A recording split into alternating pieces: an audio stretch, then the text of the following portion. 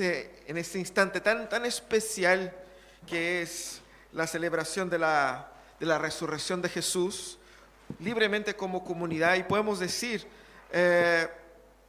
¿dónde está, oh muerte, tu victoria? ¿Dónde está, oh muerte, tu victoria? Nosotros todos vivimos nuestros años apresurados entre este fin que nos corresponde a todos. Del momento en que nacimos, nosotros somos presionados por la fecha de vencimiento. Tenemos una fecha, ¿cierto? Sabemos que nuestro tiempo se va agotando porque estamos en esa naturaleza de muerte, en esa naturaleza humana caída. Pero el Señor ha derrotado la muerte. Nosotros todos tenemos en nuestras vidas momentos importantes, momentos decisivos. No sé si usted se acuerda de dónde estaba en un martes, temprano, soleado, donde viene en la mañana. Yo me acuerdo, interrumpieron la clase del Instituto Bíblico donde yo estaba para dar la noticia que en algún lugar en Estados Unidos ellos estrellaron un avión contra unas torres ahí. Y fuimos todos a ver, interrumpimos las clases, fuimos a ver ahí en la tele qué había pasado, ¿no? Y se veía esta imagen terrible, ustedes conocen. Algunos de ustedes estaban así como guaguas, ¿cierto? Pero no, muchos de nosotros nos acordamos de ese momento. Fue un momento decisivo en la historia. Cambió completamente cómo el Occidente ve la relación con el mundo musulmán. Cambió muchas cosas, sobre todo Estados Unidos. También muchos de ustedes se acuerdan vívidamente dónde estaban ahí un 19 de octubre, ¿cierto? Un 18 de octubre, cuando empezaron ahí todos los movimientos, los estudiantes allá haciendo protesta en los metros de Santiago. Y aquí uno pensaba, no, los santiaguinos son raros, ¿cierto? Momentos decisivos cambian la historia. Todos nosotros tenemos un momento decisivo en nuestras vidas. El momento quizás más decisivo fue el momento en que nuestros padres nos concibieron, ¿no? Nosotros estábamos ajenos a todo y de repente, ¿no es cierto?, ellos se enamoraron y bueno, ustedes saben cómo funciona la cosa. El punto es que toda nuestra vida fue definida por algunos momentos decisivos y reinterpretada a partir de estos momentos. La resurrección de Jesús es el momento más decisivo de la historia, sin lugar a dudas. Te voy a decir, no, pastor, es un poco exagerado, porque igual está el nacimiento de Jesús, está la muerte de Jesús. Y nosotros hablamos mucho de la muerte de Jesús, mucho. Tenemos decenas, yo creo que más de 1/3, 2/3 de las canciones que cantamos mencionan la muerte de Jesús. ¿Y cuántas canciones tenemos sobre la resurrección de Jesús? Tenemos un par, que es el caballito de batalla para el día como hoy, ¿cierto? Porque Él vive y para contar. Pero, ¿por qué un momento tan importante en la historia es tan poco hablado entre nosotros? Es porque probablemente no pensamos que es el momento más importante de la historia. Tanto que Kistemaker va a decir que la doctrina de la resurrección es la mismísima médula del cristianismo. La médula del cristianismo. Y como algo tan importante de repente nos pasa desapercibido. Y nos acordamos de esto una vez al año. ¿Por qué? Esa es la pregunta que nos vamos a hacer en esta mañana. ¿Cómo podemos entender la resurrección y entender en su importancia, en su lugar, en su tamaño? El problema con nosotros es que muchas veces negamos la resurrección. No es que nosotros aquí neguemos directamente que Jesús haya resucitado, pero muchos, desde un punto de vista secular, dicen, no, es que Jesús no murió ahí. Él no murió en la cruz, entonces no no hubo esa resurrección como dicen, no es tan así. Se fue a India, ¿cierto? Eso creen los musulmanes.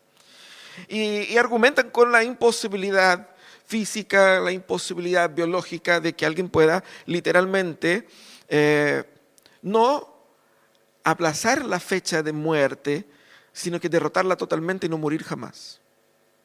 Entonces muchos dicen, no, eso es imposible. Pero los cristianos dicen, no, nosotros creemos en eso. El problema es que también caemos en el mismo problema de negar la resurrección cuando simplemente la ignoramos.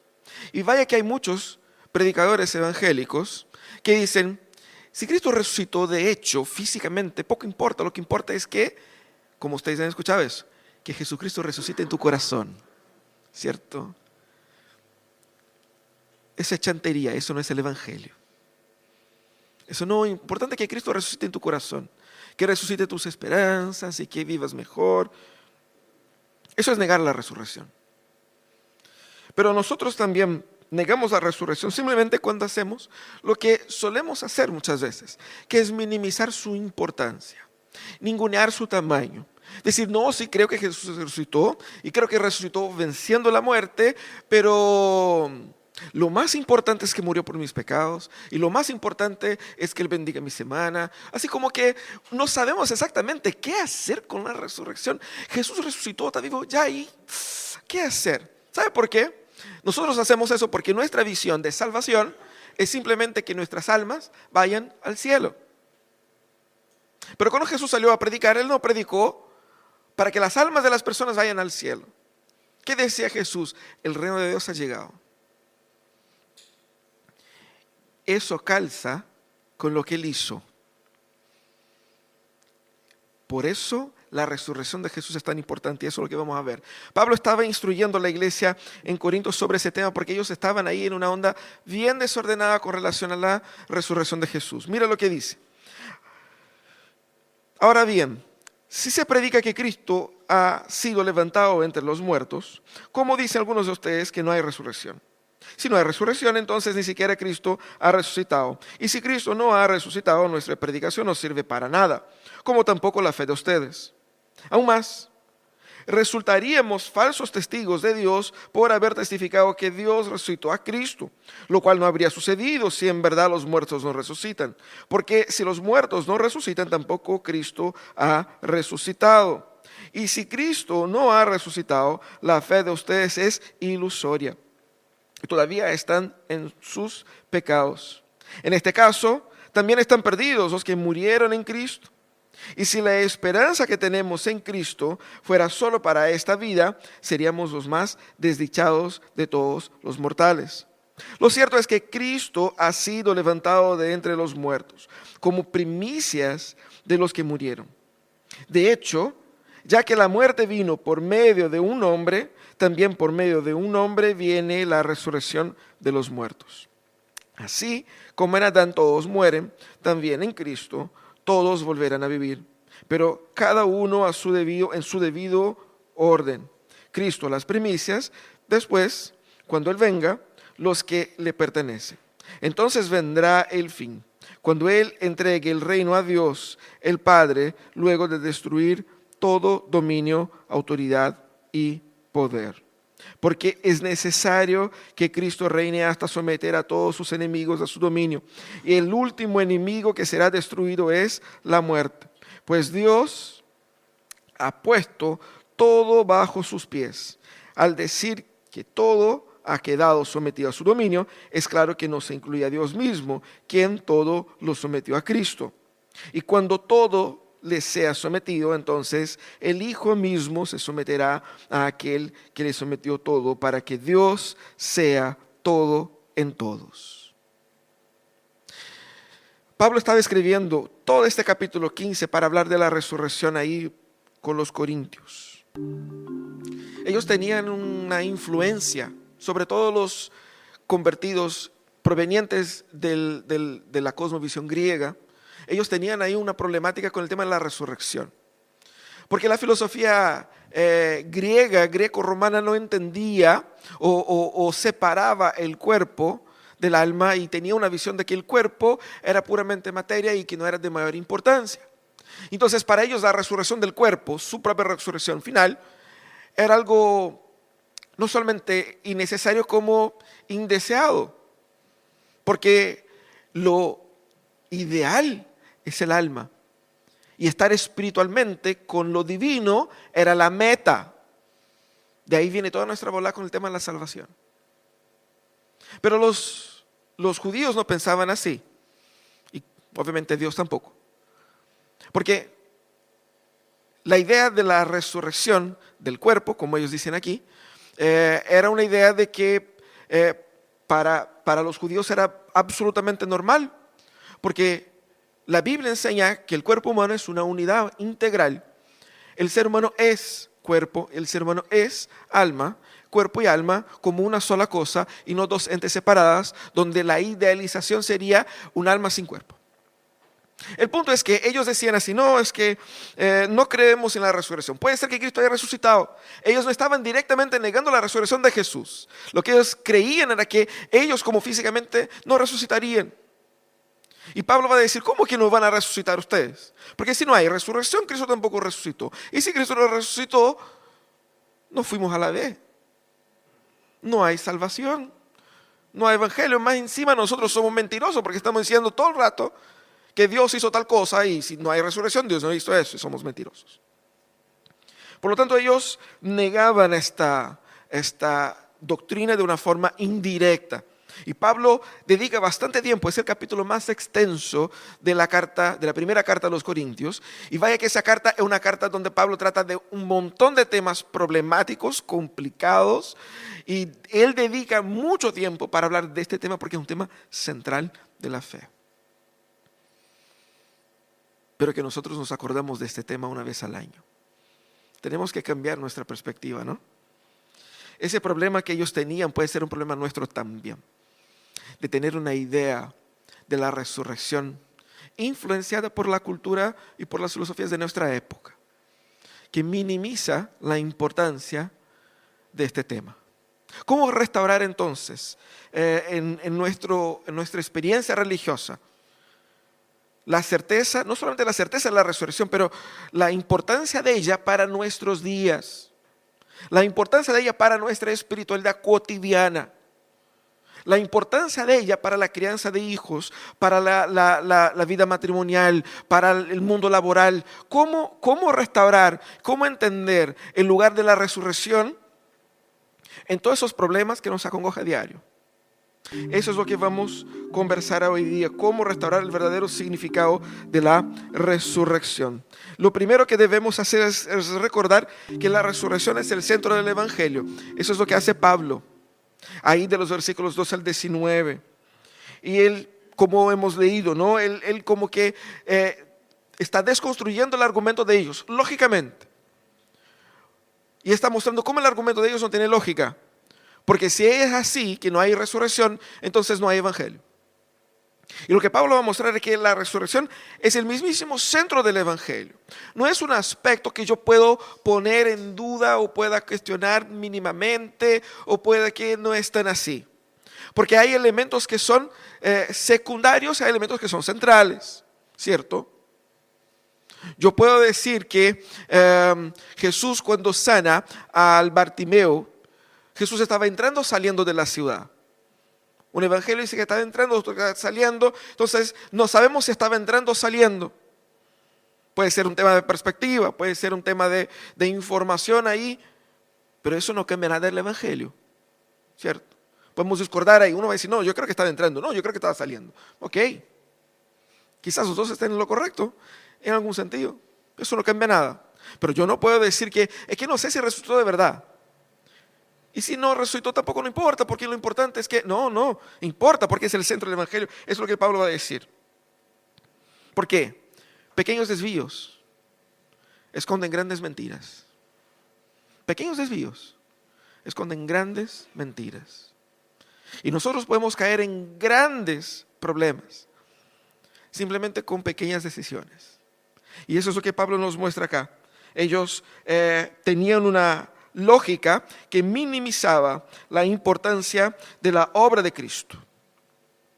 Porque lo que Pablo va a decir es que la obra que hizo Jesús tiene un valor histórico y no meramente simbólico.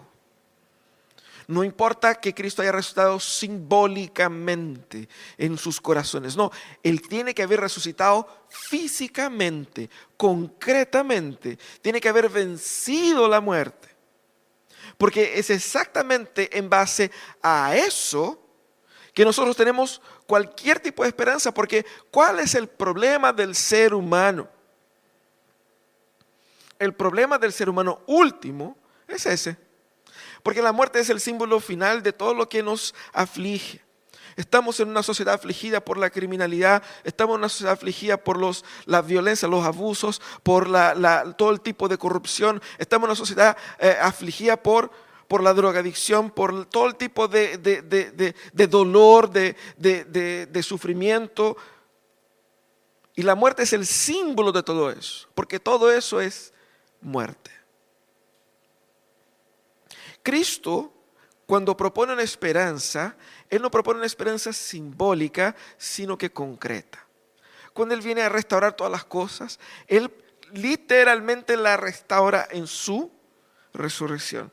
Entonces, Él cambia toda la lógica de los corintios. Ahí Pablo confronta toda la lógica de los corintios, mostrando que el evangelio pierde totalmente valor, haciendo con que la predicación sea inútil, haciendo con que la fe sea inútil, haciendo con que los apóstoles hayan llegado a ser mentirosos, y que si Cristo no hay resurrección, no hay ningún sentido en ser discípulo de Jesús. La importancia teológica de la resurrección está en el hecho de que todo depende de ella. El cristianismo, como un evento histórico, es un evento que no puede ser tomado como una verdad privada. No importa, y alguien puede decir, no importa que otros no crean con tanto que tú creas. Sí importa. Porque verdades absolutas y verdades fundamentales son verdades que deben ser creídas por todos. El punto es que esa verdad será creída por todos en algún momento de la historia. Cuando Él regrese, no va a quedar ninguna duda de que su resurrección fue verdadera. Pero el llamado es para que podamos creer en Él ahora. Por eso que la verdad del Evangelio, como una verdad absoluta, debe ser enfrentada por todos nosotros como algo que no podemos disminuir. Cualquier doctrina que minimiza, que baja perfil o que literalmente niega la resurrección de Jesús es una doctrina no cristiana. Porque esa es la esencia misma del cristianismo. Lo que el cristianismo esencialmente dice es que el pecado de Adán fue deshecho en Jesucristo. Cuando Adán fue orientado por Dios, no comas del fruto, porque si comer del fruto vas a morir. Él comió y murió, pero Cristo vino. No solamente murió por el pecado cometido, como derrotó el poder del pecado. Cuando Dios dijo que el hijo de la mujer pisaría la cabeza de la serpiente, era de eso que Él estaba hablando.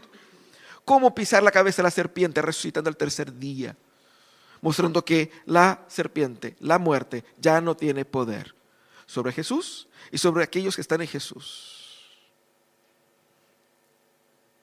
Debemos nosotros cuidar nuestro corazón para entender que si mi comprensión del Evangelio no tiene como el elemento central el evento histórico de la resurrección de Jesús, es muy probable que yo esté entendiendo mal el Evangelio. Y eso nos lleva al segundo punto, porque Pablo, en la primera parte de ese texto, él va a desacreditar la lógica de los corintios que estaban ahí con esa bola, y luego él pasa a explicar qué es lo que es el Evangelio. Y recuerda el verdadero significado del Evangelio. Literalmente hace un recuento ahí. Él dice, lo cierto es que Cristo ha sido levantado de entre los muertos. Y es una forma de decir que Cristo no simplemente revivió, así como que tuvo un paro cardíaco por algunos momentos y volvió a la vida. Así como que haciendo el quite a la muerte. Él no hizo el quite a la muerte. Él la derrotó, de manera que en su resurrección Él ya no muere. Pero Pablo dice, Él ha sido levantado de los muertos como las primicias de los que murieron. Esa es una de las expresiones que nosotros vemos en la Biblia y seguimos adelante porque no tenemos idea de lo que significa. Primicias de los que murieron. En otro texto Pablo va a decir el primogénito de entre los muertos. ¿Qué está hablando? ¿De qué Pablo quiere decir con eso? ¿Qué es lo que es primicia acá? En términos prácticos, cuando nosotros vamos a comprar algo muy costoso, nosotros entremos con el pie. ¿Qué es lo que es el pie? Es la garantía. Es de que yo firmé el contrato, yo estoy dispuesto a comprar, pero no voy a pagar todo de una. Voy a dar una entrada, un pie, para garantizar la posesión y obviamente con el tiempo voy pagando las cuotas que quieran, ¿cierto?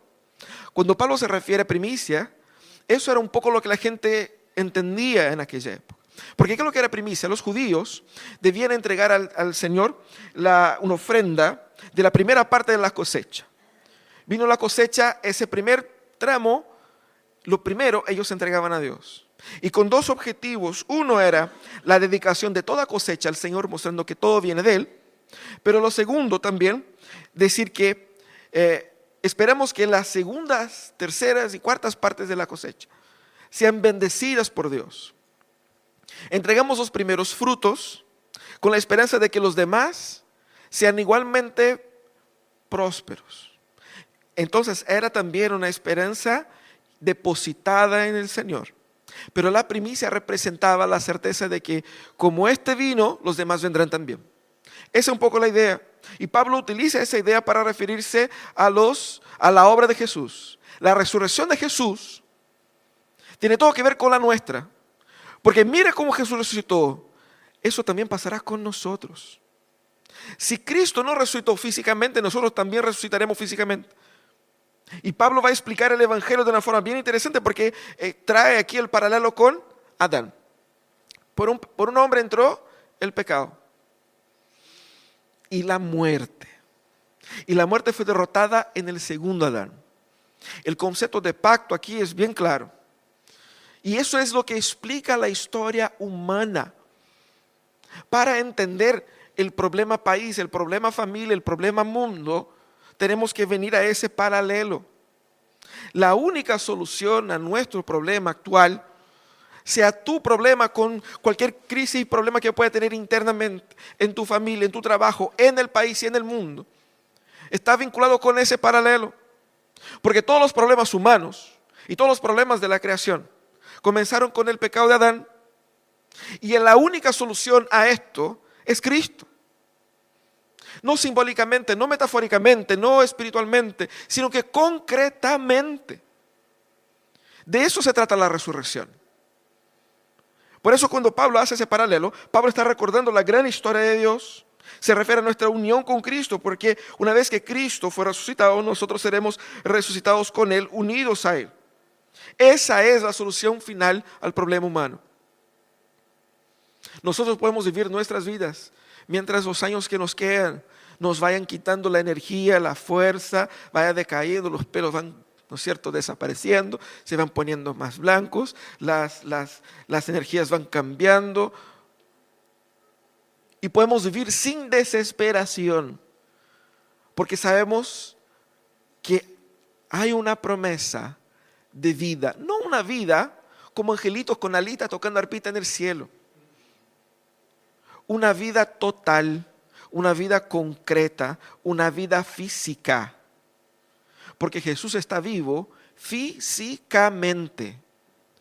Tan vivo como están o más, como están los niños allá en la sala de los niños. No estamos viendo a ellos, pero sabemos que ellos están allá físicamente. Cristo también. Cristo no se volvió un espíritu. Cristo está vivo físicamente. Y eso es lo que Él nos promete. Pablo también vuelve a ampliar el sentido del Evangelio cuando habla de reino. Porque nosotros vemos el texto, ¿no? Pablo está hablando de la resurrección de Jesús y de repente comienza a hablar de reino y del reino de Cristo, el poder y qué sé yo. ¿De qué está hablando Pablo acá? Ustedes se acuerdan que cuando Jesús predicaba el Evangelio, cuando Jesús salía a predicar, ¿qué decía Jesús? El reino de Dios ha llegado. Lo que la Biblia nos enseña es que la solución a todos los problemas humanos viene por medio de una nueva realidad, de una nueva humanidad, de un nuevo gobierno concreto, literal, que va a restaurar todas las cosas. Ese es el reino de Dios. ¿Qué es lo que vino a hacer Cristo? Cristo vino a establecer su reino. Y para establecer su reino, como dice Pablo, Él va a destruir todos los poderes malignos, incluyendo la muerte. Cuando leemos el libro de Apocalipsis, ¿qué es lo que vemos? Vemos a Satanás, vemos al dragón, vemos a la serpiente, vemos al anticristo, todos esos poderes tratando de destruir a la iglesia. Y uno dice, wow, qué volada esa cuestión. Seguramente este caballero no estaba lúcido cuando escribió eso. Ni Harry Potter es tan raro. Son muchas cosas. Y uno dice, no, esos simbolismos míticos y que no es verdad. Estaba simbolizando algo que es bastante verdadero y concreto en nuestras experiencias. Nosotros todos los días luchamos, no solamente con el pecado y la muerte en nuestros propios cuerpos, pero toda la injusticia, la maldad, la criminalidad, la violencia, el sufrimiento, el dolor en el mundo. Son estructuras de poder que dominan y destruyen. Una familia destruida, por cual sea el motivo, no es destruida simplemente porque, la casualidad, el ser humano es así. Son estructuras de poder que están destruyendo familias, que están haciendo rehenes a los pecadores. Tenemos que entender esa realidad, hermanos, porque contra esa realidad es que el reino de Dios se impone. Cuando la Biblia dice que nosotros seremos esclavos, ¿esclavos de qué y de quiénes? ¿Qué es lo que hace con que una persona se mutile a sí mismo por conflictos identitarios dentro de su propia visión de sexualidad? ¿Qué es lo que hace con que una persona se quite su propia vida por entender que no ha dado el ancho de un estándar de la sociedad? ¿Qué es lo que hace con que una persona encuentre absolutamente normal matar, cortar los pedazos, esconder y vivir como si nada? ¿Cómo se explica todas esas brutalidades? La palabra nos muestra que el mundo vive bajo estos poderes que van destruyendo la misma existencia humana. ¿Qué es lo que presenta el Evangelio? Un reino que viene con poder a destruir todos estos poderes. Todo el reino de esclavitud, de muerte, de pecado y de destrucción. Todas las injusticias, todos los males que nos afligen. Toda tensión, todo desequilibrio mental, todo desequilibrio económico, todo desequilibrio social es solucionado por el reino de Dios. El Evangelio no es una buena noticia para hacerte sentirte bien contigo mismo. El Evangelio es la transformación de todas las cosas. Y es eso lo que Jesús promete acá. Más, es eso lo que Jesús hace.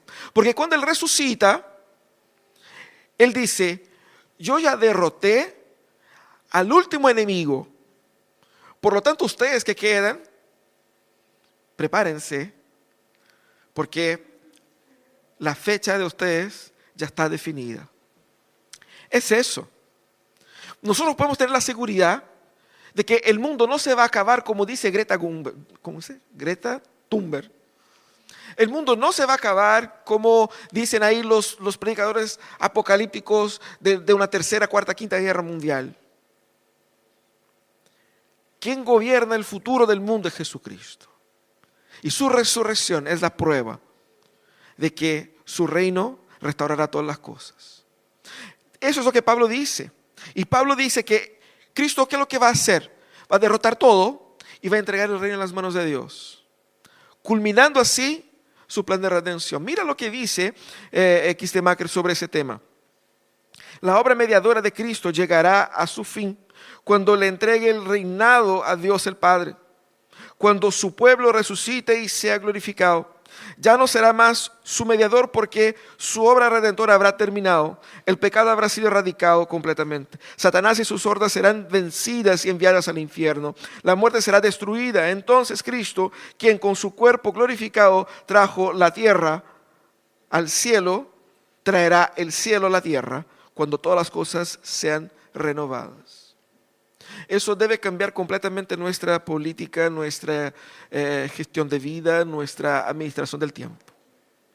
Debemos cambiar completamente la manera como nosotros vivimos. El Evangelio no se trata simplemente de que cuando yo muera, yo vaya con mi almita para el cielo.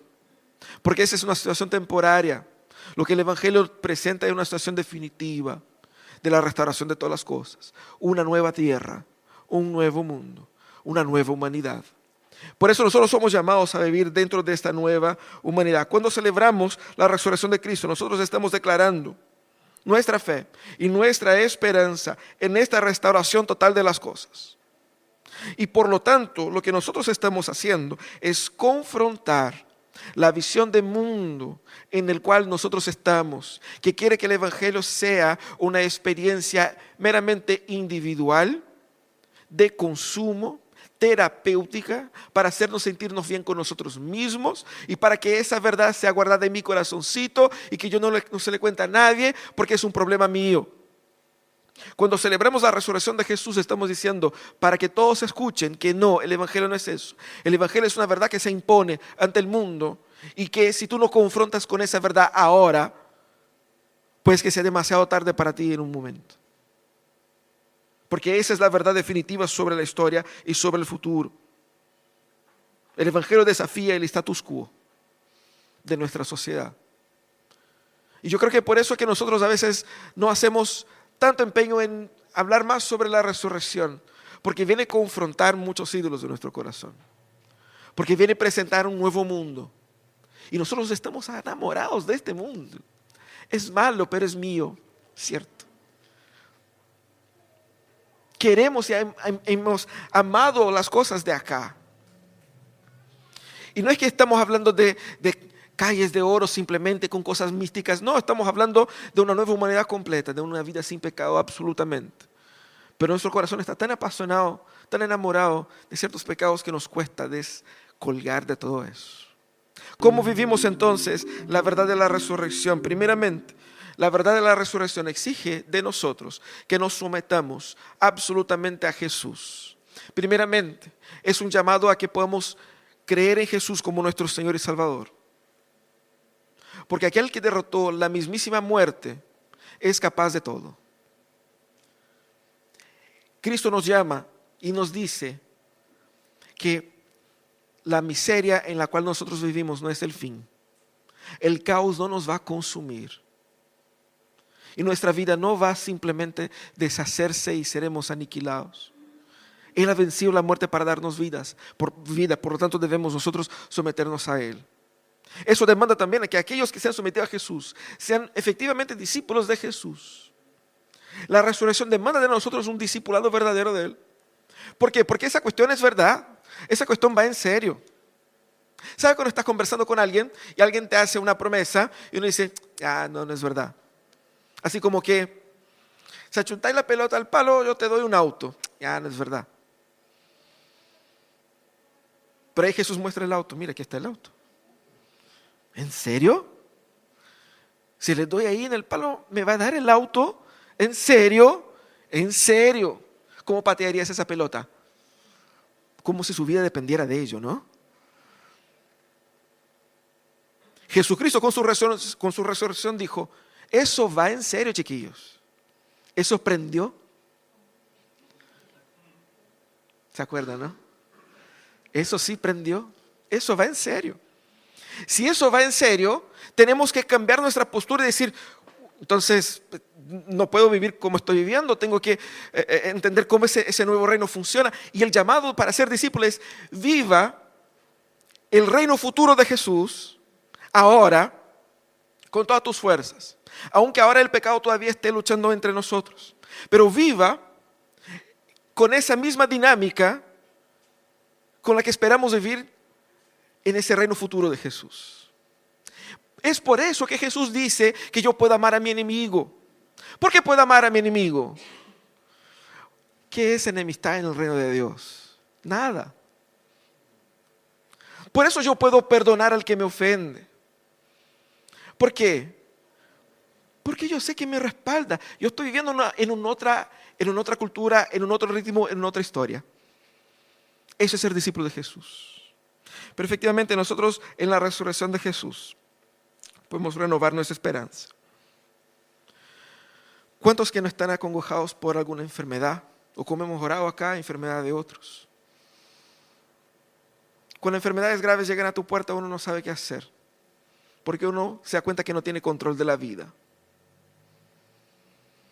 ¿Cuántos de ustedes que son padres que de repente el niño se enferma y les da una desesperación? ¿Y ahora qué va a pasar? ¿Cómo? ¿Cuántos de nosotros hemos perdido parientes, entes queridos? Y hemos quedado en una situación de desamparo. Porque no tenemos control sobre esto. El COVID mostró eso. ¿Qué tan frágiles somos? ¿Qué tan frágiles son nuestros planes? Quizás llegaste con el corazón afligido porque no sabes si te va a renovar el contrato para el próximo mes o para el próximo año. Quizás no has tenido un buen desempeño. O quizás no sabes si su matrimonio sobrevivirá. ¿Por cuánto tiempo más? ¿Cuántas son las luchas que nosotros tenemos? Y que nos sentimos totalmente incapaces de vencer estas situaciones. La resurrección de Jesús viene a mostrar que todas estas batallas tienen un fin. El que venció la muerte, venció estas luchas por nosotros. Depositando nuestra esperanza, una esperanza renovada en Jesús, no de una forma simbólica con Jesús renaciendo en tu corazón. No, el hecho de que Jesús haya resucitado física y concretamente, muestra que física y concretamente estos problemas no son problemas para Él. Porque si Dios no está preocupado, ¿por qué estaré yo? Cristo vive. Y la vida de Cristo es la muerte de mis problemas también. Porque con la muerte resucita, con la muerte de Jesús, mis pecados fueron pagados. Pero con la vida de Jesús, yo nací de nuevo. Y en esa vida que vivo, en este cuerpo, tengo la certeza de que este no es mi fin. No es así que termina nuestra historia. La historia termina con la victoria de Cristo. Y la victoria de Cristo es la nuestra. Vamos a orar. Vamos a pedir que Dios nos dé esta perspectiva de vida y que anime nuestros corazones para una espiritualidad viva, vibrante y transformadora.